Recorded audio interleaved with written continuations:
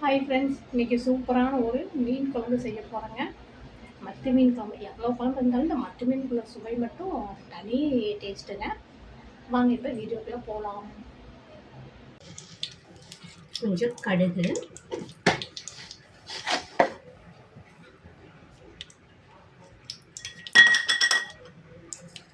அது போல் கொஞ்சமாக சோம்பு, இதில் சின்ன வெங்காயம், 3 பச்சை மிளகாய், பூண்டு ஒரு சின்ன 10 பல்லுங்க. எப்போதுமே இந்த மீன் குழம்பு இந்த மாதிரி குழம்புக்கு சின்ன வெங்காயம் போட்டோம்னா கொஞ்சம் நல்லா இருக்கும். ஒரு கொத்து கருவேப்பிலை,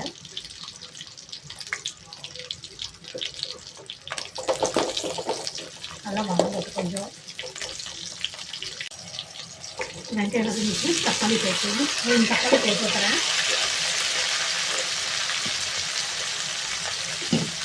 இந்த தக்காளி கூட கொஞ்சமாக உப்பு போடுறேன். இது கொஞ்சம் தக்காளி வதங்கிக்கும்.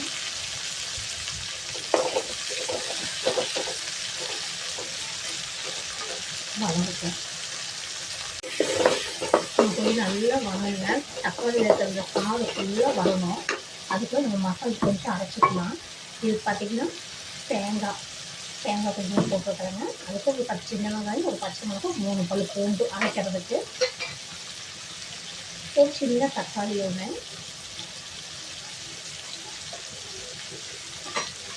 அப்புறம் சோம்பு கொஞ்சம் போட்டுக்கலாம். ஒரு அரை ஸ்பூன் போல சோம்புங்க. இதை நம்ம எல்லாம் அரைச்சிக்கலாம்.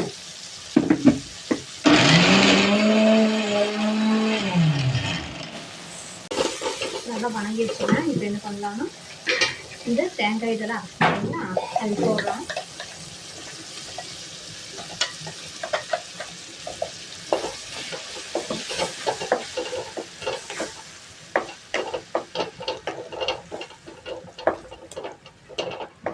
இது கொஞ்சம் அப்படியே ஒரு 2 நிமிஷம் அப்படியே வணங்கட்டும்.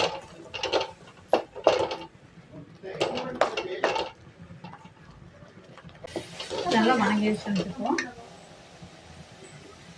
இது கூட என்ன பண்ணும், மிளகாத்தூள் 4 ஸ்பூனு. இது வீட்டு குழம்பு மிளகாத்தூளுங்க, அது 2 ஸ்பூன் போட்டுக்கிறேன். மஞ்சத்தூள் 1/4 டீஸ்பூன்.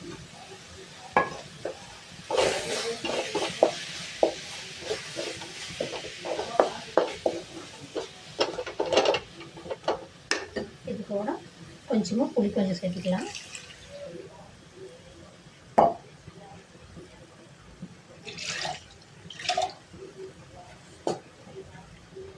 தண்ணி இது கூட கொஞ்சம் ஊற்றி நல்லா கொதிக்கட்டும்.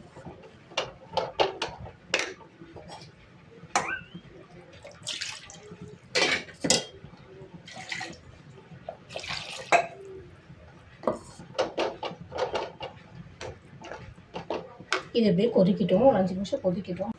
அவ்வளோதான் ஃப்ரெண்ட்ஸ், நல்லா கொதிச்சிருச்சு. இப்போ மீனை போடலாம்.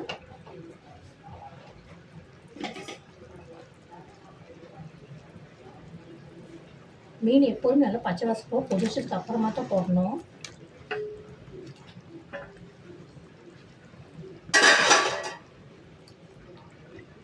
ஏன்னா ஃபஸ்ட்டே போட்டு நல்லா கரைஞ்சிரும். இது கூட கருவேப்பிலை ஃபஸ்ட்டே போட்டேன். இது கூட கருவேப்பிலை குச்சி ஃப்ரெண்ட்ஸ், கருவேப்பிலை குச்சி மீன் குழம்புல போட்டால் நல்லா டேஸ்ட் நல்லா கொடுக்கும்.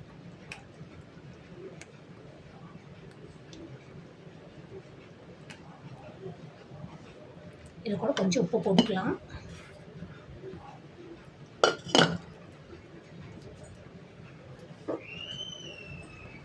அவ்வளோதான், பாருங்க சூப்பராக மீன் குழம்பு ரெடி ஆயிடுச்சுங்க.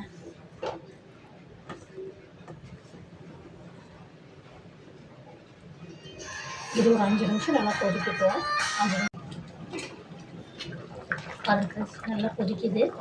சூப்பரான ஒரு மீன் குழம்பு ஆயிடுச்சுங்க.